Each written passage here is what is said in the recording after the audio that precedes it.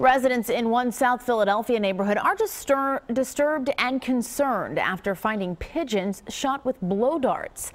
Eyewitness News reporter Henry Rossoff is live in South Philadelphia, where he spoke with a man who found one of the injured birds. Henry? Jessica, a South Philly man saw a pigeon struggling to fly and hiding under cars here along South 11th Street. When he got a little bit closer, he couldn't believe what someone had done.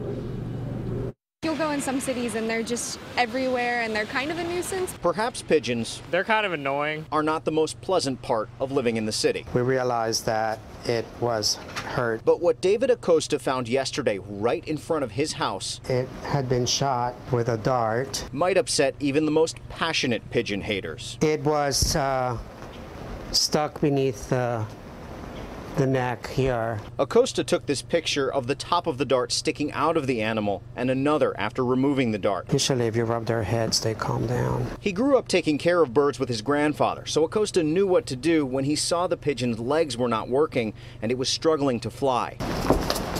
I know, you poor little thing. Acosta plans to bring the bird to a wildlife rehabilitation center soon, but he and his neighbors are really more worried because this is the second pigeon found shot with a dart recently in their part of town. I mean, it could be someone that could then escalate to, shooting dogs or cats. We've seen a lot of cruelty lately. Nicole Wilson directs humane law enforcement for the Pennsylvania SPCA. Wilson says, unfortunately, she regularly sees crimes against urban wildlife. Whenever there is a situation with wild animals trying to adapt to their surroundings and a clash between people and wild animals, oftentimes the animals are subject to a level of cruelty. Acosta just hopes people will see this pigeon and think twice before harming any animal. That someone would choose to hurt it willfully, and put it in such distress. Yeah, it's pretty sad.